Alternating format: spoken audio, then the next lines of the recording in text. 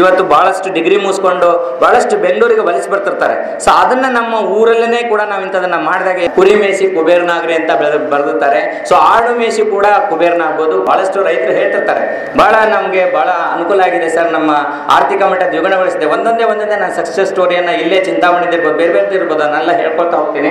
Hungarian selection ಅಂತೇಳಿ doctor Prabhudev sir ಕೂಡ ಆ ಒಂದು ತಳಿಯನ್ನ ತಂದು ರೈತರಿಗೆ ನಮ್ಮ ಕಲ್ಯಾಣ ಕರ್ನಾಟಕದಲ್ಲಿ ಬಹಳಷ್ಟು ರೈತರ ಆರ್ಥಿಕ ಮಟ್ಟ ದ್ವಿಗುಣಗೊಳಿಸಲಿಕ್ಕೆ ಅನುಕೂಲ ಆಗಿದೆ. ಪ್ರತಿ ವರ್ಷನೂ ಪ್ರತಿ ದಿನಕ್ಕೂ ಕನಿಷ್ಠ 800ರಿಂದ ಹಿಡ್ಕೊಂಡು 10,000 ರೂಪಾಯಿವರೆಗೂ ನಾವು ದಿನಕ್ಕೆ ಒಂದು ಲಾಭವನ್ನು ಪಡ್ಕೊಳ್ಬಹುದು. ಶಿವಮೊಗ್ಗ ಪಕ್ಕದಲ್ಲಿ ಹೊನ್ನಳ್ಳಿನಲ್ಲಿ ಮಂಜುನಾಥ್ ಅಂತಕ್ಕಂಥ ಒಬ್ಬ ರೈತ ಇದ್ದಾನೆ.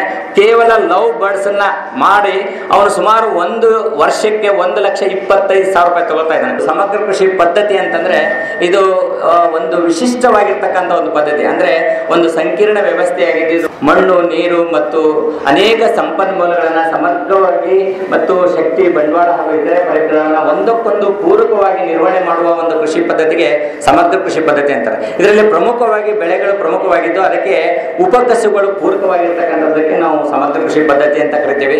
ಸಮಗ್ರ ಕೃಷಿ ಪದ್ಧತಿಯಿಂದ ಆಗ್ತಕ್ಕಂಥ ಲಾಭಗಳೇನು? ಬಹಳಷ್ಟು ರೈತರು ಹೇಳ್ತಿರ್ತಾರೆ ನಮ್ಗೆ ಬಹಳ ಅನುಕೂಲ ಆಗಿದೆ ಸರ್, ನಮ್ಮ ಆರ್ಥಿಕ ಮಟ್ಟ ದ್ವಿಗುಣಗೊಳಿಸಿದೆ. ಒಂದೊಂದೇ ನಾನು ಸಕ್ಸಸ್ ಸ್ಟೋರಿಯನ್ನ ಇಲ್ಲೇ ಚಿಂತಾಮಣಿ ಇರ್ಬೋದು, ಬೇರೆ ಬೇರೆ ಇರ್ಬೋದು, ಅದನ್ನೆಲ್ಲ ಹೇಳ್ಕೊಳ್ತಾ ಹೋಗ್ತೀನಿ. ಸಮಗ್ರ ಕೃಷಿ ಪದ್ಧತಿಯ ಉದ್ದೇಶಗಳು ಅಂದ್ರೆ ಮೇನ್ ಆಬ್ಜೆಕ್ಟಿವ್ಸ್ ಅಂತಂದ್ರೆ ಮಣ್ಣು, ನೀರು ಹಾಗೂ ಇತರೆ ಸಂಪನ್ಮೂಲಗಳನ್ನ ಸಮರ್ಪಕವಾಗಿ ಹಾಗೂ ಸಮಗ್ರವಾಗಿ ನಿರ್ವಹಿಸತಕ್ಕಂಥದ್ದು ಪ್ರಮುಖವಾಗಿರ್ತಕ್ಕಂಥ ಒಂದು ಉದ್ದೇಶ. ಎರಡನೇದಾಗಿ ವ್ಯವಸಾಯದಲ್ಲಿ ಸಾಕಷ್ಟು ಈಗಾಗಲೇ ಖರ್ಚು ಜಾಸ್ತಿ ಆಗ್ತಿದೆ. ಇವಾಗ ಮಳೆ ಬಂದಿಲ್ಲ, ಬಹಳಷ್ಟು ಜನರ ಖರ್ಚನ್ನ ವೆಚ್ಚ ಮಾಡಿ ಅದರಲ್ಲಿ ಆದಾಯ ಬಂದಿಲ್ಲ. ಹಾಗಾಗಿ ಅನೇಕ ಈಗಾಗಲೇ ಪ್ರೊಫೆಸರ್ ಜಿ.ಕೆ. ವೀರೇಶ್ ಸಾಹೇಬ್ರವರ ಒಂದು ವರದಿನಲ್ಲಿ ಹೇಳಿದ್ದಾರೆ ಬಹಳಷ್ಟು ರೈತರು ಆತ್ಮಹತ್ಯೆ ಮಾಡ್ಕೊಳ್ತಿದ್ದಾರೆ ಅಂತ ಹೇಳಿ. ಅದಕ್ಕೆ ಕಾರಣ ಏನಂತಂದ್ರೆ ಕೇವಲ ಒಂದು ಬೆಳೆಯನ್ನ ಬೆಳೆದಾಗ ಅವರು ಆತ್ಮಹತ್ಯೆಗೆ ಕಾರಣರಾಗ್ತಾರೆ. ಆದ್ರೆ ವಿಭಿನ್ನವಾಗಿರ್ತಕ್ಕಂಥ ಪದ್ಧತಿಗಳನ್ನ ಅಳವಡಿಸಿಕೊಂಡಾಗ ಖಂಡಿತವಾಗಿ ಅವರು ಆದಾಯವನ್ನ ದ್ವಿಗುಣಗೊಳಿಸುವುದರಲ್ಲಿ ಒಂದು ಸಂಶಯ ಇಲ್ಲ ಅಂತಕ್ಕಂಥದ್ದು. ಯಾವುದೇ ಒಂದು ನಷ್ಟ ಇಲ್ದಾನೆ ನಿರಂತರವಾದ ಉದ್ಯೋಗವನ್ನು, ಅಂದ್ರೆ ಈಗಾಗಲೇ ಕಲ್ಯಾಣ ಕರ್ನಾಟಕದಿಂದ ಬೇರೆ ಬೇರೆ ಕಡೆಯಿಂದ ಬೆಂಗಳೂರಿಗೆ ವಲಸೆ ಬರ್ತಾ ಇದ್ದಾರೆ. ಇದಕ್ಕೆ ಕಾರಣ ಏನಪ್ಪಾ ಅಂತಂದ್ರೆ ಅಲ್ಲಿ ಮಳೆ ಆಗದಾಗ, ಉದ್ಯೋಗ ಇಲ್ದಾಗೆ, ಬೆಳೆ ಇಲ್ದಾಗೆ ನಾವು ಬೆಂಗಳೂರಿಗೆ ಕೆಲಸಕ್ಕಾಗಿ ರೈತರು ಬರ್ತಾರೆ, ಕೂಲಿ ಕಾರ್ಮಿಕರು ಬರ್ತಾರೆ. ಹಾಗಾಗಿ ನಾವು ನಿರಂತರವಾದ ಉದ್ಯೋಗವನ್ನ ಅಲ್ಲಿ ಇರ್ತಕ್ಕಂಥ ಸ್ಥಳದಲ್ಲೇ ಸೃಷ್ಟಿಸ್ತಕ್ಕಂಥದ್ದು ಬಹಳ ಪ್ರಮುಖವಾಗಿರ್ತಕ್ಕಂಥದ್ದು. ವರ್ಷವಿಡೀ ಆದಾಯವನ್ನ ನೀಡ್ತದೆ ಇದು. ಅಂದ್ರೆ ಪ್ರತಿ ವರ್ಷನೂ ಪ್ರತಿ ದಿನಕ್ಕೂ ಕನಿಷ್ಠ 800ರಿಂದ ಹಿಡ್ಕೊಂಡು 10,000 ರೂಪಾಯಿವರೆಗೂ ನಾವು ದಿನಕ್ಕೆ ಒಂದು ಲಾಭವನ್ನು ಪಡ್ಕೊಳ್ಬಹುದು. ನಿರಂತರವಾದ ಆದಾಯವನ್ನು ಪಡೆತಕ್ಕಂಥದ್ದು, ವಾರ್ಷಿಕ ನಿವ್ವಳ ಆದಾಯವನ್ನು ಹೆಚ್ಚಿಸ್ತಕ್ಕಂಥದ್ದು. ನೀವು ಬೇರೆ ಬೆಳೆಗಳಿಗೆ ಹೋಲಿಸಿದಾಗ ಸಮಗ್ರ ಕೃಷಿ ಪದ್ಧತಿಯನ್ನು ಅಳವಡಿಸಿಕೊಂಡಾಗ ನಮ್ಮ ಪ್ರತಿ ವರ್ಷಕ್ಕೆ ಬರ್ತಕ್ಕಂಥ ಆದಾಯವನ್ನು, ನಾನು ಒಂದು ಉದಾಹರಣೆ ಹೇಳ್ತೀನಿ, 12 ಲಕ್ಷ ರೂಪಾಯಿವರೆಗೂ ಪಡೆದಿರ್ತಕ್ಕಂಥ ಉದಾಹರಣೆ ನಾನು ಮುಂದೆ ಸ್ಲೈಡ್ ನಲ್ಲಿ ತೋರಿಸ್ಕೊಂಡು ಹೋಗ್ತೀನಿ. ಸಂತುಷ್ಟ ಹಾಗೂ ಸುಸ್ಥಿರ ಆಹಾರದ ಉತ್ಪಾದನೆಯನ್ನು ಇವತ್ತು ನಾವು ನೋಡಿರ್ಬೋದು. ಸಸ್ಟೈನಬಲ್ ಅಗ್ರಿಕಲ್ಚರ್ ಮತ್ತು ಫುಡ್ ಸೆಕ್ಯೂರಿಟಿ ಅಂತ ಕರಿತೀವಿ. ಸೊ ಅದನ್ನ ನಾವು ಪಡಿಬೇಕು ಅಂತಂದ್ರೆ ಸಮಗ್ರ ಕೃಷಿ ಪದ್ಧತಿಯನ್ನ ಖಂಡಿತವಾಗಿ ನಾವು ಅಳವಡಿಸಿಕೊಳ್ಬೇಕಾಗುತ್ತೆ. ಕುಟುಂಬಕ್ಕೆ ಸಾಕಾದಷ್ಟು ಆಹಾರದ ಉತ್ಪಾದನೆಯನ್ನ, ನಮ್ಮಲ್ಲಿ ಉಪ್ಪು ಮತ್ತು ಚಹಾ ಪುಡಿಯನ್ನ ಹೊರತುಪಡಿಸಿದರೆ ಇನ್ನು ಉಳಿದಿರ್ತಕ್ಕಂಥದನ್ನ ನಮ್ಮ ಹೊಲದಲ್ಲೇ ನಾವು ಬೆಳ್ಕೊಳ್ಬಹುದು. ಉಪ್ಪು ಮತ್ತು ಚಹಾ ಪುಡಿಯನ್ನ ಮಂಗಳೂರು ಮತ್ತು ಆ ಕಡೆ ಆದ್ರೆ ಅಲ್ಲಿ ಚಹಾ ಪುಡಿಯನ್ನ, ಕಾಫಿ ಪುಡಿಯನ್ನು ಕೂಡ ಬೆಳ್ಕೊಳ್ತಾರೆ. ಆದ್ರೆ ಉಪ್ಪನ್ನ ಹೊರತುಪಡಿಸಿದರೆ ನಮ್ಮ ಕ್ಷೇತ್ರದಲ್ಲಿ ಇವತ್ತು ಹೊಲ ಇಲ್ಲ ಅಂದ್ರೂ ನಮ್ಮ ಟೆರೆಸ್ ಮೇಲೆ ನಾವು ಮಾಡ್ಕೊಂಡು, ಇಲ್ಲೇ ಬೆಂಗಳೂರಿನಲ್ಲಿ ಸಾಕಷ್ಟು ಉದಾಹರಣೆ ಇದಾವೆ, ಮಂಗಳೂರಿನಲ್ಲಿದ್ದಾವೆ, ಶಿವಮೊಗ್ಗದಲ್ಲಿದ್ದಾವೆ, ಧಾರವಾಡದಲ್ಲಿದ್ದಾವೆ.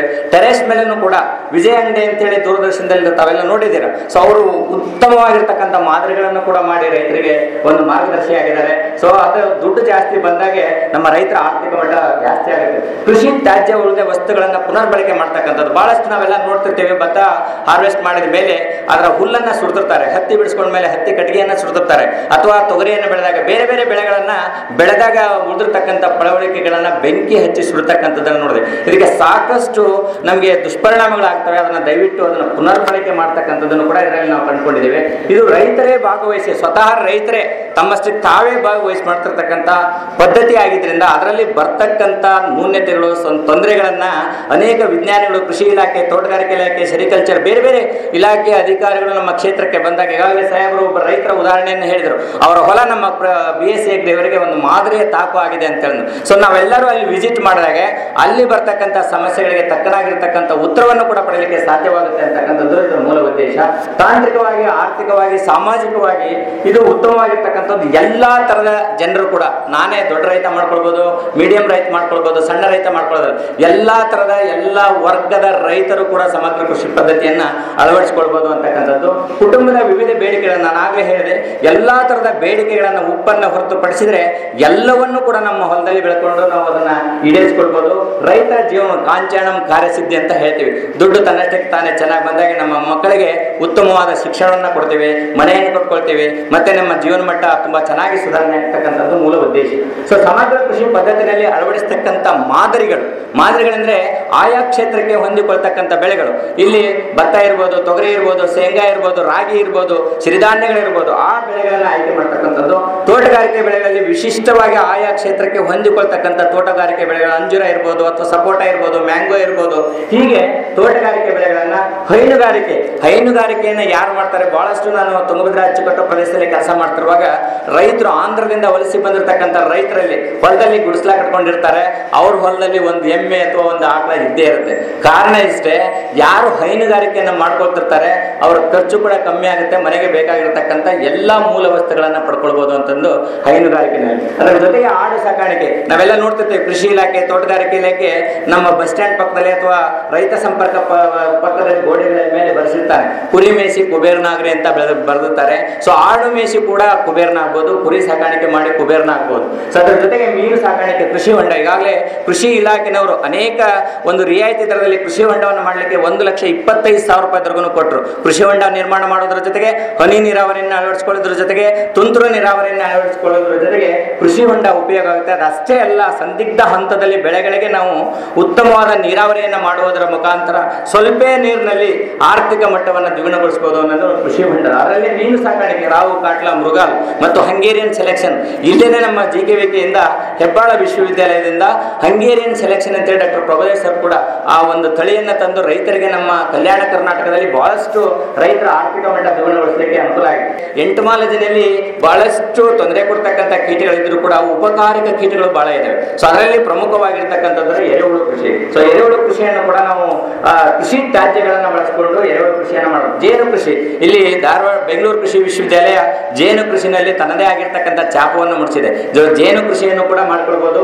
ಅದರ ಜೊತೆಗೆ ರೇಷ್ಮೆ ಕೃಷಿ, ಸೊ ಮಂಗಳೂರು ಇದರಲ್ಲಿ ಕನಕಗಿರಿ ಇರ್ಬೋದು ಅಥವಾ ತುಮಕೂರು ಇರ್ಬೋದು, ಅಲ್ಲಿ ರೇಷ್ಮೆ ಕೃಷಿಯನ್ನು ಈಗಾಗಲೇ ನಮ್ಮ ಕಲ್ಯಾಣ ಕರ್ನಾಟಕಕ್ಕೂ ಕೂಡ ರೇಷ್ಮೆ ಕೃಷಿ ವ್ಯಾಪ್ತಿಯನ್ನ ತನ್ನ ಕಾಲನ್ನ ಅಲ್ಲಿ ಚಾಚಿದೆ. ಸೊ ಅದನ್ನು ಕೂಡ ಮಾಡ್ಕೊಳ್ಬಹುದು. ಅಜೋಲ ಕೃಷಿ, ಯಾರು ಹೈನುಗಾರಿಕೆಯನ್ನು ಮಾಡ್ತಿರ್ತಾರೆ, ಕೋಳಿ ಸಾಕಾಣಿಕೆಯನ್ನು ಮಾಡ್ತಿರ್ತಾರೆ, ಅದಕ್ಕೆ ಆಹಾರವಾಗಿ ಬಳಸಬಹುದು. ಮತ್ತು ಸಾರ್ವಜನಿಕವನ್ನು ಸುಮಾರು ವಾತಾವರಣದಲ್ಲಿ 78% ಸಾರ್ವಜನಿಕ ಇದೆ, ಅದನ್ನ ಸ್ಥಿರೀಕರಿಸಲಿಕ್ಕೂ ಕೂಡ ಅನುಕೂಲ ಆಗುತ್ತೆ. ಅಜೋಲ ಬದುಗಳ ಮೇಲೆ ಅರಣ್ಯ ಕೃಷಿ. ಸೊ ಈಗಾಗಲೇ ನಾವು ನೋಡ್ತಾ ಇದ್ದೀವಿ, ಕಾರ್ಬನ್ ಕ್ರೆಡಿಟಿಂಗ್ ಅಂತ ಕರಿತಿದ್ದೀವಿ. ನಾವು ಸಾವಯವ ಇಂಗಾಲನ್ನ ಭೂಮಿನಲ್ಲಿ ತಿರಸ್ಕರಿಸಬೇಕು ಅಂತಂದ್ರೆ, ಜಾಸ್ತಿ ಮಾಡಬೇಕು ಅಂತಂದ್ರೆ ಅರಣ್ಯ ಮರಗಳನ್ನ ನೆರಳು ಕಮ್ಮಿ ಕೊಡ್ತಕ್ಕಂಥದ್ದನ್ನು ಕೂಡ ನಾವು ಮಾಡಬೇಕಾಗುತ್ತೆ.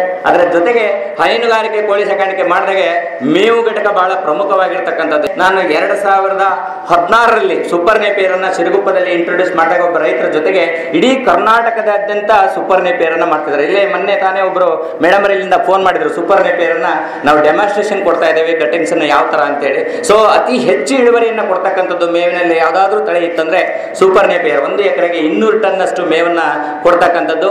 10 ಎಮ್ಮೆಯನ್ನ 1 ಎಕರೆನಲ್ಲಿ ನಾವು ಹುಲ್ಲನ್ನು ಬೆಳೆಸಿದಾಗ 10 ಎಮ್ಮೆಗಳನ್ನ ಸಾಕಾಣಿಕೆ ಮಾಡ್ಕೊಳ್ಬಹುದು. ಸಮಗ್ರ ಕೃಷಿ ಪದ್ಧತಿಗೆ ಸೂಕ್ತವಾಗಿರ್ತದೆ. ನಾನು ಆಗ್ಲೇ ಹೇಳಿದೆ, ಆಯಾ ಬೆಳೆಗಳಿಗೆ ಆಯಾ ಕ್ಷೇತ್ರಕ್ಕೆ ಮೆಕ್ಕೆಜೋಳ, ಜೋಳ, ನವಣೆ, ಸಜ್ಜೆ, ರಾಗಿ, ಹತ್ತಿ ಮತ್ತೆ ಶೇಂಗಾ, ಅದ್ರ ಜೊತೆಗೆ ತೊಗರಿ, ಹುರುಳಿ, ಹೆಸರು, ಅಲಸಂದಿ, ಉದ್ದು, ಅವರೆ ಆಯಿತು. ಇಲ್ಲಿ ನಮ್ಮ ಬೆಂಗಳೂರು ಕೃಷಿ ವಿಶ್ವವಿದ್ಯಾಲಯ HA3 HA4 ತುಂಬಾ ಚೆನ್ನಾಗಿರ್ತಕ್ಕಂಥದ್ದು. ಇಲ್ಲಿ ಬೈರೇಗೌಡ ಸರ್ ನನ್ನ ಫೋನ್ ಮಾಡಿದಾಗ ಇಲ್ಲಿಂದ ತಳಿಗಳನ್ನ ಅದನ್ನ ಬೀಜವನ್ನ ಕಳಿಸಿದ್ರು. ನಾನು ತುಂಗಭದ್ರಾ ಅಚ್ಚುಕಟ್ಟು ಪ್ರದೇಶದಲ್ಲಿ ಬಹಳ ಹೆಚ್ಚಿನ ಕ್ಷೇತ್ರದಲ್ಲಿ ಅದನ್ನ ಪ್ರಚಾರ ಮಾಡಿದ್ವಿ.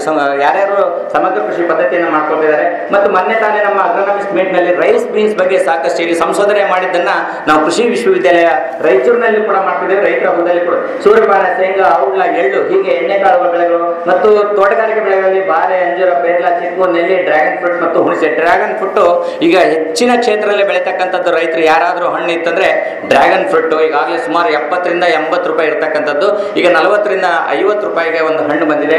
ಸೊ ಅದನ್ನು ಕೂಡ ಮಾಡ್ತಕ್ಕಂಥದ್ದು. ಕರಿಬೇವು, ಯಾರ ಮನೆಯಲ್ಲಿ ಒಗ್ಗರಣೆಗೆ ಬಳಸದೇ ಇರ್ತಕ್ಕಂಥದ್ದು ಯಾವ್ದಾದ್ರು ಇತ್ತು ಅಂದ್ರೆ ಬಳಸ್ತಕ್ಕಂಥದ್ದು ಇತ್ತು ಅಂದ್ರೆ ಕರಿಬೇವು ಮತ್ತು ಕೊತ್ತಂಬರಿ. ಸೊ ಕರಿಬೇವು, ನುಗ್ಗೆ, ಒಂದು ಗಿಡ ಸುಮಾರು 500ರಿಂದ 1,500 ಕಾಯಿ ಕೊಡ್ತಕ್ಕಂಥ ನುಗ್ಗೆ PKM2 ಅಂತಕ್ಕಂಥದ್ದಿದೆ. ಮತ್ತು ವಿಶ್ವವಿದ್ಯಾಲಯದ ಅನೇಕ ತಳಿಗಳನ್ನು ಬಿಡುಗಡೆ ಮಾಡಿದರೆ. ಅರಣ್ಯ ಮನೆಗಳಲ್ಲಿ ಹೆಬ್ಬೇವು, ತೇಗ, ಸುರುವಗುಲ್, ಗಿಲಿಸಿಡಿಯ ಇವುಗಳನ್ನ ಬೆಳೀತಕ್ಕಂಥದ್ದು. ಹುಲ್ಲಿನ ಬೆಳೆಗಳಲ್ಲಿ ನಾನು ಆಗ್ಲೇ ಹೇಳಿದಾಗೆ ಪ್ಯಾರಾ ಹುಲ್ಲು, ಗಿನ್ನಿ ಹುಲ್ಲು, ಸೂಪರ್ ನೆಪಿಯರ್ ಮತ್ತೆ ರೋಡ್ ಹುಲ್ಲು, ಈ ತರ ಹುಲ್ಲಿನ ಬೆಳೆಗಳನ್ನು ಕೂಡ ರೈತರು ಆಯ್ಕೆ ಮಾಡ್ಕೊಳ್ಬೇಕಾಗುತ್ತೆ. ಅದರ ಜೊತೆಗೆ ತರಕಾರಿ ಬೆಳೆಗಳಲ್ಲಿ ತರಕಾರಿಗೆ ಬಹಳಷ್ಟು ಇವತ್ತು ಡಿಮ್ಯಾಂಡ್ ಬರ್ತಾ ಇದೆ. ಇವತ್ತು 40 ರಿಂದ 50 ರೂಪಾಯಿ ಕೆಜಿ, 100 ರೂಪಾಯಿ ಕೆಜಿ ಆಗ್ತಾ ಇದೆ. ಅದರಲ್ಲಿ ನಮ್ಮಲ್ಲೇ ಸ್ವಲ್ಪ ಕ್ಷೇತ್ರದಲ್ಲಿ ತರಕಾರಿಗಳು ಮೆಣಸಿನಕಾಯಿ, ಬದನೆಕಾಯಿ, ಚವಳೆಕಾಯಿ, ಹೀರೆಕಾಯಿ, ಬೆಂಡೆಕಾಯಿ ಹೀಗೆ ಅನೇಕ ತರಕಾರಿಗಳನ್ನ ಬೆಳೆತಕ್ಕಂಥದ್ದನ್ನು ಕೂಡ ನಾವು ಇದರಲ್ಲಿ ಅಳವಡಿಸ್ಕೊಳ್ಬಹುದು. ಸೊಪ್ಪಿನ ಬೆಳೆಗಳಲ್ಲಿ ಕೊತ್ತಂಬರಿ ಇರ್ಬೋದು, ಪಾಲಕ್, ಮೆಂತೆ, ಪುದೀನ, ಸಬ್ಬಸ್ಗಿ, ಪುಂಡಿ. ಸೊ ಸಬ್ಬಸ್ಗಿ ಪಲ್ಯ ಜೊತೆಗೆ ಹೆಸರು ಕಾಳು ಅಥವಾ ತೊಗರಿ ಬೇಳೆಯನ್ನು ಹಾಕಿ ರೊಟ್ಟಿಯನ್ನ, ಜವಾರಿ ರೊಟ್ಟಿಯನ್ನ ಅದರಲ್ಲಿ M35 ರೊಟ್ಟಿಯನ್ನು ತಿಂದ್ಬಿಟ್ರೆ ಕರಗಿಸ್ತಕ್ಕಂಥ ಶಕ್ತಿ ಈಗಿನ ಜನರಲ್ಲಿ ಕಮ್ಮಿ ಆಗ್ತಾ ಇದೆ. ಸೊ ಅದನ್ನ ಅಳವಡಿಸ್ಕೊಳ್ಬೇಕು ಅಂತಕ್ಕಂಥದ್ದು ಕೂಡ ನನ್ನ ಮನವಿ. ಅದ್ರ ಜೊತೆಗೆ ಹೈನುಗಾರಿಕೆ, ಆಕಳ ಸಾಕಾಣಿಕೆ, ಎಮ್ಮೆ ಸಾಕಾಣಿಕೆ, ಕುರಿ ಸಾಕಾಣಿಕೆ, ಮೇಕೆ ಸಾಕಾಣಿಕೆ, ಕೋಳಿ ಸಾಕಾಣಿಕೆ, ಮೊಲ ಸಾಕಾಣಿಕೆ, ಹಂದಿ ಸಾಕಾಣಿಕೆ, ಜೇನು ಸಾಕಾಣಿಕೆ ಹೀಗೆ ಅನೇಕ ವಿಧಗಳನ್ನ, ಪದ್ಧತಿಗಳನ್ನ ಬೆಳೆಗಳ ಜೊತೆಗೆ ಅಳವಡಿಸಿಕೊಂಡಾಗ ನಿರಂತರವಾದ ಆದಾಯವನ್ನು ಪಡೆಯಲಿಕ್ಕೆ ಸಾಧ್ಯ ಆಗುತ್ತೆ. ಇವಾಗ ಶಿವಮೊಗ್ಗ ಪಕ್ಕದಲ್ಲಿ ಹೊನ್ನಳ್ಳಿನಲ್ಲಿ ಮಂಜುನಾಥ್ ಅಂತಕ್ಕಂಥ ಒಬ್ಬ ರೈತ ಇದ್ದಾನೆ. ಕೇವಲ ಲವ್ ಬರ್ಡ್ಸ್ ಅನ್ನ ಮಾಡಿ ಅವನು ಸುಮಾರು ಒಂದು ವರ್ಷಕ್ಕೆ 1,25,000 ರೂಪಾಯಿ ತಗೊಳ್ತಾ ಇದ್ದಾನೆ. ಅಂದ್ರೆ ವಾಸ್ತು ಮೀನ ಪ್ಲಸ್ ಲವ್ ಬರ್ಡ್ಸ್ ಅನ್ನ ಬೆಳೆಸ್ತಕ್ಕಂಥದ್ದು. ಕೇವಲ SSLC ಓದಿರ್ತಕ್ಕಂಥ ರೈತ.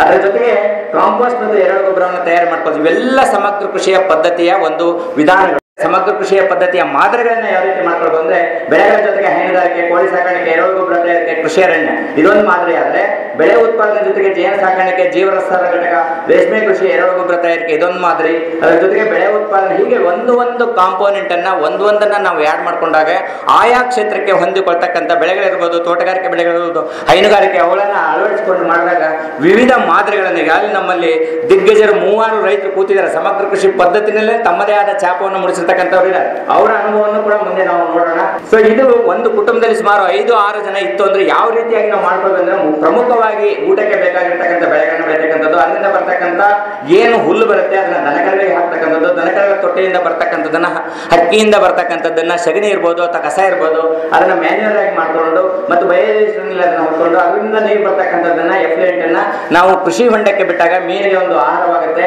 ಆ ಕೃಷಿ ಹೊಂಡದಿಂದ ಕ್ರಿಟಿಕಲ್ ಲೈಫ್ ಸೇವಿಂಗ್ ಇರಿಗೇಷನ್ ಅಂತ ಕರಿತೀವಿ. ಕ್ರಿಟಿಕಲ್ ಸ್ಟೇಜಸ್ ನಲ್ಲಿ ಬೇರೆ ಬೇರೆ ಬೆಳೆಗಳಿಗೆ ತಮಗೆಲ್ಲ ಗೊತ್ತಿದೆ ಕ್ರಿಟಿಕಲ್ ಸ್ಟೇಜಸ್ ಇರ್ತವೆ. ಆ ಹಂತದಲ್ಲಿ ಕೂಡ ನಾವು ನೀರನ್ನ ಕೊಟ್ಟಾಗ ಬೆಳೆ ಕೂಡ ಸಮೃದ್ಧವಾಗಿ ಬೆಳೆಯುತ್ತೆ, ಇಳುವರಿಯನ್ನು ಪಡ್ಕೊಳ್ಬಹುದು ಅಂತಕ್ಕಂಥದ್ದು ಇದು ಒಂದು ಚಿತ್ರ. ಅದರ ಜೊತೆಗೆ ಸೊ ಇವಾಗ ಕೃಷಿ ಹೊಂಡವನ್ನ ಬಹಳಷ್ಟು ಆದ್ಯತೆಯನ್ನ ಕೊಟ್ಟಿದ್ರು. ಈಗೂ ಕೂಡ ಬಹಳ ಪ್ರಮುಖವಾಗಿರ್ತಕ್ಕಂಥದ್ದು ಯಾರ್ಯಾರ ಕೃಷಿ ಹೊಂಡ ಮಾಡ್ಕೊಂಡಿರ್ತಾರೆ, ಇವತ್ತು ಒಣ ಬೇಸಾಯದಲ್ಲಿ ಅಥವಾ ಬೇರೆ ಬೇರೆ ಪ್ರದೇಶಗಳಲ್ಲಿ ಮಳೆ ಬರದೇ ಇರ್ತಕ್ಕಂಥ ಸಂದರ್ಭದಲ್ಲಿ ಎಲ್ಲೆಲ್ಲಿ ಕೃಷಿ ಹೊಂಡ ಮಾಡ್ಕೊಂಡಿದ್ದಾರೆ ಅವರು ಹೆಚ್ಚಿನ ಪ್ರಮಾಣದಲ್ಲಿ ಆದಾಯವನ್ನು ತೆಗೆದುಕೊಂಡಿದ್ದಾರೆ ಅಂತ ಅನ್ನೋದಕ್ಕೆ ಇದೊಂದು ನಿದರ್ಶನ. ಸೊ ಆ ಕೃಷಿ ಹೊಂಡದ ಮೇಲೆ ನಾವು ಬಾತುಕೋಳಿ ಸಾಕಾಣಿಕೆ ಅಥವಾ ಕೋಳಿ ಸಾಕಾಣಿಕೆ ಅಥವಾ ಮೇಕೆ ಸಾಕಾಣಿಕೆಯನ್ನು ಕೂಡ ಮಾಡ್ಕೊಳ್ಬೋದು. ಶೆಡ್ ಮಾಡಿ ತಮಿಳುನಾಡಿನಲ್ಲಿ ಅಷ್ಟೇ ಪ್ರಚಾರ ಆಗಿಲ್ಲ, ಇದು ನಮ್ಮ ಕರ್ನಾಟಕದಲ್ಲಿ ಹೆಚ್ಚಿನ ಕ್ಷೇತ್ರದಲ್ಲಿ ಕೂಡ ಇದು ಪ್ರಚಾರ ಆಗಿದೆ. ಇದನ್ನು ಕೂಡ ರೈತರು ಅಳವಡಿಸಿಕೊಳ್ಬಹುದು. ಸೊ ಬೇರೆ ಬೇರೆ ಬೆಳೆ ಪದ್ಧತಿಗಳು, ಮುಂಗಾರಿನಲ್ಲಿ ಬೇರೆ ತರದ ಬೆಳೆಗಳನ್ನ, ಹಿಂಗಾರಿನಲ್ಲಿ ಮತ್ತು ಸಮ್ಮರ್ನಲ್ಲಿ ಯಾವ ರೀತಿಯಾಗಿ ಆಯಾ ಕ್ಷೇತ್ರಕ್ಕೆ ನಾವು ಸಿರುಗುಪ್ಪ ಕೃಷಿ ಸಂಶೋಧನಾ ಕೇಂದ್ರದಲ್ಲಿ ಈ ಮಾದರಿಯನ್ನ ಮಾಡಿದ್ರಿಂದ ಅಲ್ಲಿ ಇಡೀ ಕಲ್ಯಾಣ ಕರ್ನಾಟಕದಲ್ಲಿ ಉತ್ತಮವಾದ ಮಾದರಿ ಅಂತಕ್ಕಂಥದ್ದನ್ನು ಕೂಡ ಅನೇಕ ರೈತರು ಬೇರೆ ಬೇರೆ ರಾಜ್ಯದಿಂದ ಕೂಡ ಮಾಡಿದ್ದಾರೆ. ಅಲ್ಲಿ ಭತ್ತ ಇರ್ಬೋದು, ಭತ್ತದ ನಂತರ ಭತ್ತದ ನಂತರ ಬೆಳೆಗೆ ಸೇರಿರ್ತಕ್ಕಂಥ ಪದ್ಧತಿಗೆ ಪರ್ಯಾಯವಾಗಿ ಬೇರೆ ಬೆಳೆ ಪದ್ಧತಿಗಳನ್ನು ಕೂಡ ನಾವು ಅದನ್ನು ಮಾಡಿದ್ದೇವೆ. ಅಂದ್ರೆ ಕ್ರಾಪ್ ಕಾಂಪೋನೆಂಟ್ ಅಲ್ಲಿ ಸೊ ಇವಾಗ ಹಾರ್ಟಿಕಲ್ಚರ್ ಕ್ರಾಪ್ ಅಂದ್ರೆ ತೋಟಗಾರಿಕೆ ಬೆಳೆಯಲ್ಲಿ ಸೌತೆಕಾಯಿ ಇರ್ಬೋದು, ಬೆಂಡೆಕಾಯಿ ಇರ್ಬೋದು, ಈಗ ಹೆಬ್ಬಾಳ ಅವರೆ ಅಂತಕ್ಕಂಥದ್ದು ಇಲ್ಲಿಂದಾನೇ ಬೀಜ ತೆಗೆದುಕೊಂಡು ಹೋಗಿ ನಾನು ಅಲ್ಲಿ ಮಾಡಿದ್ದೆ. ಸೊ ಅದನ್ನು ಕೂಡ ಅಥವಾ ಬೆಂಡೆಕಾಯಿ, ಚವಳಿಕಾಯಿ, ಹೀರೆಕಾಯಿ ಮತ್ತು ದಸರಾ ಮತ್ತು ದೀಪಾವಳಿಗೆ ಅತಿ ಬಹಳಷ್ಟು ಡಿಮ್ಯಾಂಡ್ ಇರ್ತಕ್ಕಂಥದ್ದು ಅಂದ್ರೆ ಚೆಂಡು. ಸೊ ಚೆಂಡುವನ್ನು ಕೂಡ ನಾವು ಮಾಡ್ಕೊಳ್ಬಹುದು. ಸೊ ಪಪ್ಪಾಯವನ್ನು ಕೂಡ ಮಾಡ್ಕೊಳ್ಬಹುದು, ಚಿಕ್ಕುವನ್ನು ಮಾಡ್ಕೊಳ್ಬಹುದು, ಡ್ರ್ಯಾಗನ್ ಫ್ರೂಟ್ ಅನ್ನ ನೆಕ್ಸ್ಟ್ ಇವೆಲ್ಲ. ಈಗ ಇನ್ನು ರೈತನಿಗೆ ಹೆಚ್ಚು ಸುಸ್ಥಿರವಾಗಿ ಕೊಡ್ತಕ್ಕಂಥ ಆದಾಯ ಯಾವ್ದಾದ್ರು ಇದ್ರೆ ಹೈನುಗಾರಿಕೆ. ಸೊ ಹೈನುಗಾರಿಕೆಯಲ್ಲಿ ಆಯಾ ಕ್ಷೇತ್ರಕ್ಕೆ ಹೊಂದಿಕೊಳ್ತಕ್ಕಂಥ ದೇವಣೆ ಇರ್ಬೋದು, HF ಇರ್ಬೋದು, ಅಥವಾ ಮೇಕೆ ಸಾಕಾಣಿಕೆ, ನಡೆದಾಡುವ ATM ಅಂತ ನಾವು ಕರಿತಿರ್ತೇವೆ, ನಡೆದಾಡುವ ATM ಅಂತ ಹೇಳಿ. ಸೊ ಕುರಿ ಮತ್ತು ಮೇಕೆ ಸಾಕಾಣಿಕೆ ಸಿರೋಯಿ ಅಂತಕ್ಕಂಥದ್ದು ನಾನು 7 ವರ್ಷದ ಹಿಂದೆ 4 ಹೆಣ್ಣು 1 ಗಂಡು ಕೃಷಿ ಸಂಶೋಧನಾ ಕೇಂದ್ರ ಸಿರುಗುಪ್ಪದಲ್ಲಿ ಮಾಡಿದಾಗ ಸುಮಾರು ಇವಾಗ 20 ಲಕ್ಷ ರಿವಾಲ್ವಿಂಗ್ ಫಂಡ್ ಅಲ್ಲಿ ಡೆಪಾಸಿಟ್ ಮಾಡಿ ಇವತ್ತು 80 ಮೇಕೆಗಳು ಇದಾವೆ. ಬಹಳಷ್ಟು ರೈತರು ಯುವಕರು ಇವತ್ತೇನು ಉದ್ಯೋಗಕ್ಕಾಗಿ ಬೆಂಗಳೂರಿಗೆ ವಲಸೆ ಬರ್ತಾ ಇದ್ರು, ಅವರಿಗೆ ಡೆಮಾನ್ಸ್ಟ್ರೇಷನ್ ಮಾಡಿದಾಗ ತಾವೇ ಈ ಮೇಕೆಗಳನ್ನ ಸಾಕಾಣಿಕೆಯನ್ನು ಮಾಡ್ತಿದ್ದಾರೆ. ಬದುಗಳ ಮೇಲೆ ಸಾಗುವಳಿ ಇರ್ಬೋದು. ಆಮೇಲೆ ಬಯೋಗ್ಯಾಸ್ ಪ್ಲಾಂಟ್, ಇತ್ತೀಚೆಗೆ ಮೊನ್ನೆ ಬಜೆಟ್ ನಲ್ಲಿ ಬಯೋಗ್ಯಾಸ್ಗೆ ಸಾಕಷ್ಟು ಆದ್ಯತೆಯನ್ನ ನೀಡಿದ್ದಾರೆ. ಅದನ್ನ ಹೇಗೆ ಮಾಡ್ಕೊಳ್ಬೋದು ಅಂತೇಳಿ ಈಗಾಗಲೇ ಹಿಂದಿನ ಬಹಳಷ್ಟು ವರ್ಷಗಳಲ್ಲಿ ಇದನ್ನ ಬಯೋಗ್ಯಾಸ್ ಅನ್ನು ಕೂಡ ಮಾಡ್ತಾ ಇದ್ರು. ಈಗೂ ಕೂಡ ಮಾಡ್ಕೊಳ್ಳೋದ್ರಿಂದ ಸಾರ್ವಜನಿಕ ರಂಜಕ, ಪೊಟ್ಯಾಶ್, ಆರ್ಗ್ಯಾನಿಕ್ ಕಾರ್ಬನ್ ಕೂಡ ಜಾಸ್ತಿ ಆಗುತ್ತೆ. CN ರೇಷಿಯೋ ಕೂಡ ಇದರಲ್ಲಿ ಕಮ್ಮಿ ಇರುತ್ತೆ. ಇದನ್ನು ಕೂಡ ರೈತರು ಯಾರ್ಯಾರು ಹೈನುಗಾರಿಕೆ ಮಾಡ್ತಿರ್ತಾರೆ ಅವರ ಹಿತ್ತಲದಲ್ಲಿ ಇಂಥ ಬಯೋಗ್ಯಾಸ್ ಯೂನಿಟ್ ಅನ್ನ ದಯವಿಟ್ಟು ಅಳವಡಿಸ್ಕೊಳ್ಬೇಕು ಅಂತಕ್ಕಂಥದ್ದನ್ನ ಈಗಾಗಲೇ ಬಹಳಷ್ಟು ವಿದ್ಯಾರ್ಥಿಗಳಿದ್ದೀರಾ. ನೀವು MS ಅಗ್ರಿ PhD ಮುಗಿಸಿದ ಮೇಲೆ ಜಾಬ್ಗಾಗಿ ಕಾಯ್ತಿರ್ತೀರಾ. ಇವಾಗ ಕಾಯೋದ್ರ ಜೊತೆಗೆ ಊರಲ್ಲಿದ್ದಾಗ ರೈತರಿಗೆ ಇಂಥ ಮಾದರಿಗಳನ್ನ ಹೇಳಿದಾಗೆ ನಮ್ಮ ಹುಡುಗ ಓದಿದ್ದು ಸಾರ್ಥಕ ಆಗುತ್ತೆ ಅನ್ನೋದು ಕೂಡ ಒಂದು ಉದಾಹರಣೆ. ವರ್ಮಿ ಕಾಂಪೋಸ್ಟ್ ಮತ್ತು ಅದರ್ಸ್ ಅಂದ್ರೆ ಎರೆಹುಳು ತೊಟ್ಟಿಯನ್ನು ಕಸದಿಂದ ರಸವನ್ನ ಮಾಡ್ತಕ್ಕಂಥದ್ದು, ರೈತನ ಮಿತ್ರ ಅಂತ ಕರೀತಕ್ಕಂಥದ್ದು ಎರೆಹುಳ. ಸೊ ಎಲ್ಲೆಲ್ಲಿ ಗಿಡಗಳನ್ನ ಹಚ್ಚಿರ್ತಾರೆ, ಎಲೆಗಳು ಉದುರಿರ್ತವೆ, ಕಸ ಬರುತ್ತೆ, ಹುಲ್ಲು ಬರುತ್ತೆ, ಬೆಳೆ ಕಟಾವ್ ಆದ್ಮೇಲೆ ಅದರದ ರೆಸಿಡ್ಯೂಸ್ ಬರುತ್ತೆ. ಅದನ್ನ ನಾವು ಎರೆಹುಳು ಗೊಬ್ಬರದ ಮುಖಾಂತರ ಮಾಡ್ಕೊಂಡಾಗ ಅದು ನಾವು ರಾಸಾಯನಿಕ ಗೊಬ್ಬರಗಳನ್ನ ಕೂಡ ಬಳಸ್ತಕ್ಕಂಥದ್ದನ್ನ ಕಮ್ಮಿ ಮಾಡ್ಬೋದು. ಸಾವಯವ ಇಂಗಾಲವನ್ನ ಪ್ರಮಾಣವನ್ನ ಜಾಸ್ತಿ ಮಾಡ್ಬೋದು. ವ್ಯವಸಾಯದಲ್ಲಿ ಆಗ್ತಕ್ಕಂಥ ಖರ್ಚನ್ನು ಕೂಡ ಕಮ್ಮಿ ಮಾಡ್ಬೋದು. ಭೂಮಿಯ ಫಲವತ್ತತೆಯನ್ನು ಕೂಡ ಜಾಸ್ತಿ ಮಾಡ್ಕೊಳ್ಬೋದು. ಅದರ ಜೊತೆಗೆ ಮೇವಿನ ಬೆಳೆ ಹೇಳಿದಾಗೆ ನಾನು ಸೂಪರ್ ನೆಪಿಯರ್ ಮತ್ತು ಕೋಫರ್ ಅಂತಕ್ಕಂಥ ಎರಡು ಉತ್ತಮವಾಗಿರ್ತಕ್ಕಂಥ ಮೇವಿನ ತಳಿಗಳಿದ್ದಾವೆ. ಅವನ್ನು ಕೂಡ ರೈತರು ಇದನ್ನ ನಮ್ಮ ಒಂದು ಇಂಟಿಗ್ರೇಟೆಡ್ ಫಾರ್ಮಿಂಗ್ ಸಿಸ್ಟಮ್ ರೂಪದಲ್ಲಿ ಮಾಡಿದಾಗ ಬಹಳಷ್ಟು ಹೆಚ್ಚಿನ ಒಂದು ಆದಾಯವನ್ನು ಕೊಡ್ಲಿಕ್ಕೆ ಸಹಾಯ ಆಗಿದೆ. ಈಗಾಗಲೇ ನಾನು ಹೇಳಿದೆ ಯಾವ ರೀತಿಯಾಗಿ ಮೊಬೈಲ್ ವರ್ಮಿ ಬೆಡ್ ಅಂತ ಕರಿತೇವೆ. ಈಗಾಗಲೇ ಕೃಷಿ ಇಲಾಖೆಯವರು ಪ್ಲಾಸ್ಟಿಕ್ ಮೊಬೈಲ್ ವರ್ಮಿ ಬೆಡ್ ಅನ್ನ 10 ವರ್ಷದ ಹಿಂದೆನೆ ಇದನ್ನ ಪ್ರಚಾರ ಮಾಡಿದ್ರು. ಈಗ ರೈತರು ಆನ್ಲೈನ್ ನಲ್ಲಿ ಮೊಬೈಲ್ ವರ್ಮಿ ಬೆಡ್ ತರಿಸ್ಕೊಂಡು ಮಾಡ್ತಾ ಇದ್ದಾರೆ. ರೈತರು ಇದನ್ನು ಕೂಡ ಮಾಡ್ಕೊಳ್ಬಹುದು. ಇಲ್ಲ ಸುಟ್ಟಿಗೆ ಅಥವಾ ಕಡಪ ಕಲ್ಲುಗಳಿಂದ ಅಥವಾ ತಾವು ಗುಂಡಿಯನ್ನ ತೊಡ್ಕೊಳ್ಬಹುದು. ಆದ್ರೆ ಇದಕ್ಕೆ ವೈರಿಗಳು ಜಾಸ್ತಿ ಇರ್ತವೆ. ಆಂಟ್ಸ್ ಇರ್ಬೋದು ಅಥವಾ ಮುಂಗ್ಸಿ ಇರ್ಬೋದು, ಗೆದ್ಲೆ ಇರ್ಬೋದು, ಅವುಗಳನ್ನ ಮಾತ್ರ ರಕ್ಷಣೆ ಮಾಡಿಕೊಂಡು ನಾವು ಎರೆಹುಳು ತೊಟ್ಟಿಯನ್ನ ಚೆನ್ನಾಗಿ ಮಾಡಿದಾಗ ಕೇವಲ 2.5 ತಿಂಗಳಲ್ಲಿ ಉತ್ತಮವಾಗಿರ್ತಕ್ಕಂಥ ಎರೆಹುಳು ಗೊಬ್ಬರವನ್ನ ಮಾಡ್ಕೊಳ್ಬಹುದು. ಸೊ ಈಗ ಒಂದು ಉದಾಹರಣೆ ಹೇಳಬೇಕಂದ್ರೆ ಎರೆಹುಳು ಗೊಬ್ಬರದ ಖರ್ಚು ಮತ್ತು ಆದಾಯವನ್ನ ನಾನು ನಿನ್ನೆ ಇಂಟರ್ನೆಟ್ ಅಲ್ಲಿ ಡೌನ್ಲೋಡ್ ಮಾಡಿದಾಗ ಒಟ್ಟು ಖರ್ಚು ಎಷ್ಟಾಗುತ್ತೆ ಅಂದ್ರೆ ಭೂಮಿಯ ಸಂತಕ ಮಾಡ್ಲಿಕ್ಕೆ ಮತ್ತು ತಂತಿ ಬೇಲಿ ಅದನ್ನ ರಕ್ಷಣೆ ಮಾಡ್ಲಿಕ್ಕೆ ಎರೆಹುಳು ಗೊಬ್ಬರದ ಘಟಕಗಳನ್ನ 8 ಘಟಕಗಳನ್ನ ಮಾಡ್ಕೊಳ್ಳಿಕ್ಕೆ ಇದೆಲ್ಲ ನೋಡಿದಾಗೆ ಸುಮಾರು 5,39,250 ರೂಪಾಯಿ 250 ರೂಪಾಯಿ ಖರ್ಚಾದ್ರೆ ಅದರಿಂದ ಬರ್ತಕ್ಕಂಥ 200 ಟನ್ ಎರೆಹುಳು ಗೊಬ್ಬರವನ್ನ 8,000 ರೂಪಾಯಿ 1 ಟನ್ ಮಾರಾಟ ಮಾಡಿದಾಗೆ ಸುಮಾರು 14 ಲಕ್ಷ ರೂಪಾಯಿ ನಮಗೆ ಬರುತ್ತೆ. ಎರೆಹುಳುಗಳ ಮಾರಾಟದಿಂದ ಸುಮಾರು 500 ರೂಪಾಯಿ ಕೆಜಿಗೆ ನಾವು ಮಾರಾಟ ಮಾಡಿದ್ರೆ 450 ಕೆಜಿ ಹುಳುಗಳು ಬರ್ತಿರ್ತವೆ. ಅದನ್ನು ಮಾಡಿದಾಗ 2,25,000 ರೂಪಾಯಿ ಬರುತ್ತೆ. ಆದಾಯ ನಾವು ಖರ್ಚನ್ನ 5,39,250 ರೂಪಾಯಿಯನ್ನ 18,25,000 ರೂಪಾಯಿದಲ್ಲಿ ಕಳೆದಾಗೆ ನಮಗೆ ಸುಮಾರು ಸರಿಸಮನಾಗಿ 12,85,750 ರೂಪಾಯಿ ಬರುತ್ತೆ. ಇದರಲ್ಲಿ ಯಾವುದ್ರಲ್ಲಿ ಬರುತ್ತೆ? ಇವತ್ತು ಉದ್ಯೋಗವನ್ನ ಹುಡ್ಕೊಂಡು ಇವತ್ತು ಬಹಳಷ್ಟು ಡಿಗ್ರಿ ಮುಗಿಸ್ಕೊಂಡು ಬಹಳಷ್ಟು ಬೆಂಗಳೂರಿಗೆ ವಲಸೆ ಬರ್ತಿರ್ತಾರೆ. ಸೊ ಅದನ್ನ ನಮ್ಮ ಊರಲ್ಲೇನೆ ಕೂಡ ನಾವು ಇಂಥದನ್ನ ಮಾಡಿದಾಗ ಎರೆಹುಳು ಗೊಬ್ಬರಕ್ಕೆ ಸಿಕ್ಕಾಪಟ್ಟೆ ಡಿಮ್ಯಾಂಡ್ ಇದೆ.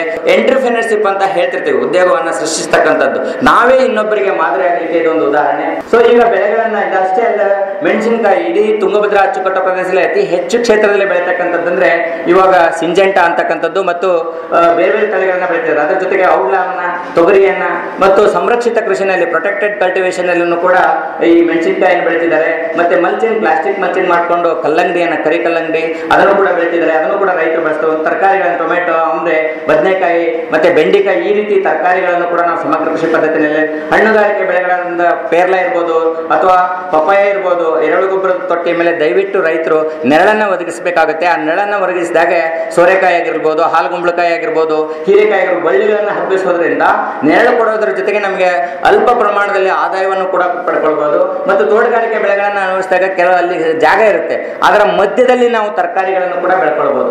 ಇನ್ನು ಕಿಚನ್ ಗಾರ್ಡನ್ ಅಂತ ಹೇಳಿ ಇವತ್ತು ಬೇರೆ ಬೇರೆ ಸೊಪ್ಪುಗಳನ್ನ ಬಹಳಷ್ಟು ಬೆಂಗಳೂರಿನಲ್ಲಿ ಡಿಮ್ಯಾಂಡ್ ಇದೆ. ಬೇರೆ ಬೇರೆ ಚರಂಡಿ ನೀರನ್ನ ಬೆಳೆಸ್ಕೊಂಡು ಅದನ್ನ ಸೊಪ್ಪುಗಳನ್ನ ಬೆಳೀತಿದ್ದಾರೆ. ಅದಕ್ಕೆ ಕ್ಯಾಡ್ಮಿಯಂ ಮತ್ತೆ ಬೇರೆ ಬೇರೆ ಅದರಲ್ಲಿ ಪೋಷಕಾಂಶಗಳು ಸೇರಿ ನಮ್ಮ ಆರೋಗ್ಯದ ಮೇಲೆ ದುಷ್ಪರಿಣಾಮ ಬರುತ್ತೆ. ನಮ್ಮ ಮನೆಯ ಮುಂದೆ ಅಥವಾ ಟೆರೆಸ್ ಮೇಲೆ ಅಥವಾ ಕುಂಡಲದಲ್ಲಿ ಬೇರೆ ಬೇರೆ ತರಕಾರಿ ಸೊಪ್ಪುಗಳನ್ನು ಕೂಡ ಬೆಳ್ಕೊಳ್ಬಹುದು. ಈ ರೀತಿಯಾಗಿ ಹರಿವೆ ಪಲ್ಲೆ, ಸಬ್ಬಕ್ಕಿ ಪಲ್ಲೆ, ಪಾಲಕ್ಕು, ಕೊತ್ತಂಬರಿ ಇವುಗಳನ್ನು ಕೂಡ ನಾವು ಸಮಗ್ರ ಕೃಷಿ ಪದ್ಧತಿಯಲ್ಲಿ ಅಳವಡಿಸ್ಕೊಳ್ಬಹುದು. ಬದುಗಳನ್ನ ಬಹಳಷ್ಟು ಜನ ರೈತರು ಬದುಗಳನ್ನ ಖಾಲಿ ಬಿಟ್ಟಿರ್ತಾರೆ. ದಯವಿಟ್ಟು ಖಾಲಿ ಬಿಡೋದ್ರ ಬದಲು ಎಲ್ಲೆಲ್ಲಿ ನೀರಾವರಿಯ ವ್ಯವಸ್ಥೆ ಇರುತ್ತೆ ಅಲ್ಲಿ ಬದುಗಳ ಮೇಲೆ ನೆರಳು ಕಮ್ಮಿ ಕೊಡ್ತಕ್ಕಂಥ ಸಾಗವಾನಿ ಇರ್ಬೋದು ಅಥವಾ ಬಾಳೆ ಇರ್ಬೋದು, ಅಂದ್ರೆ ನೀರಾವರಿ ವ್ಯವಸ್ಥೆ ಇದ್ರೆ ಅದನ್ನು ಕೂಡ ನಾವು ಬೆಳ್ಕೊಳ್ಬಹುದು. ಅದ್ರ ಮಧ್ಯದಲ್ಲಿ ಕರಿಬೇವು ಅಥವಾ ನುಗ್ಗೆ ಅಥವಾ ಬೇರೆ ಬೇರೆ ತರಕಾರಿಗಳನ್ನ, ಅಂಜೂರವನ್ನು ಕೂಡ ನಾವು ಬೆಳ್ಕೊಳ್ಬಹುದು. ಸೊ ಅದರ ಜೊತೆಗೆ ಬಹಳಷ್ಟು ಜನರು ಈಗ ಸಾಫ್ಟ್ವೇರ್ ಮುಗಿಸ್ಕೊಂಡು ಅಥವಾ ಉದ್ಯಮಿ ಆಗಿರ್ತಕ್ಕಂಥವ್ರು ಹೊಲ ಕೊಂಡ್ಕೊಂಡು ತೋಟಗಾರಿಕೆಯನ್ನು ಮಾಡ್ಲಿಕ್ಕೆ ಬರ್ತಾರೆ. ಅವ್ರು ಏನ್ ಮಾಡ್ತಾರೆ ಅಂದ್ರೆ ಬಲಗಡೆ ಚಿತ್ರದಲ್ಲಿ ಮಾವಿನ ತೋಟ ಮಾಡ್ಬಿಡ್ತಾರೆ, ಮಧ್ಯೆ ಖಾಲಿ ಜಾಗ ಬಿಟ್ಟಿರ್ತಾರೆ. ಅದರ ಪಕ್ಕದಲ್ಲೇ ಅದೇ ಹಳ್ಳಿನಲ್ಲಿ ಒಬ್ರು ಯಾರು ಪರಮೇಶಪ್ಪ ಅಂತ ರೈತರಿದ್ದಾರೆ, 1.5 ಎಕರೆ ಇರ್ತಕ್ಕಂಥವ್ರು ಮಾವಿನ ತೋಟದ ಮಧ್ಯದಲ್ಲಿ ಚೆಂಡುವನ್ನ ಬೆಳ್ಕೊಂಡು ಬೆಳ್ಕೊಂಡು 1.5 ಎಕರೆಗೆ 1 ವರ್ಷಕ್ಕೆ 75,000 ರೂಪಾಯಿ ಚೆಂಡುವಿನಿಂದಾನೇ ತೆಗಿತಾ ಇದ್ದಾರೆ. ಸೊ ಅದನ್ನು ದಸರಾ ಮತ್ತು ದೀಪಾವಳಿಗೆ ಬರ್ತಕ್ಕಂಥದ್ದನ್ನು ನೋಡ್ತು. ಮನೆಯ ಮುಂದೆ ನಾನು ಆಗ್ಲೇ ಹೇಳ್ದಂಗೆ ಪ್ರಿವಿಯಸ್ ಮನೆಯ ಮುಂದೆ ಖಾಲಿ ಜಾಗವನ್ನ ಅದನ್ನ ಖಾಲಿ ಬಿಡದೇನೆ ಸೊ ನಾವು ತರಕಾರಿಗಳನ್ನ ಬೆಳ್ಕೊಳ್ಬಹುದು. ಮಲ್ಲಿಗೆ, ಗುಲಾಬಿ, ಆಮೇಲೆ ಬದನೆ, ಬೇರೆ ಬೇರೆಯನ್ನ ಬೆಳ್ಕೊಳ್ಬಹುದು. ನಾನು ಆಗ್ಲೇ ಹೇಳಿದಂಗೆ ಆಗಸ್ಟ್ ತಿಂಗಳಲ್ಲಿ ಹಾಕಿಬಿಟ್ರೆ ನಿಮ್ಮ ಬೆಂಗಳೂರು ಕೃಷಿ ವಿಶ್ವವಿದ್ಯಾಲಯದಲ್ಲಿ ಅಭಿವೃದ್ಧಿಪಡಿಸಿರ್ತಕ್ಕಂಥ HA3 HF4 ತುಂಬಾ ಸ್ವಾದಿಷ್ಟವಾಗಿರ್ತಕ್ಕಂಥದ್ದು. ರಾಗಿ ಮುದ್ದೆಯ ಜೊತೆಗೆ ಅದನ್ನ ಊಟ ಮಾಡಿದ್ರೆ ತುಂಬಾ ಶ್ರೇಷ್ಠವಾಗಿರ್ತಕ್ಕಂಥದ್ದು. ಸೊ ಈ ರೀತಿಯಾಗಿ ಮಾಡ್ಕೊಳ್ಬಹುದು.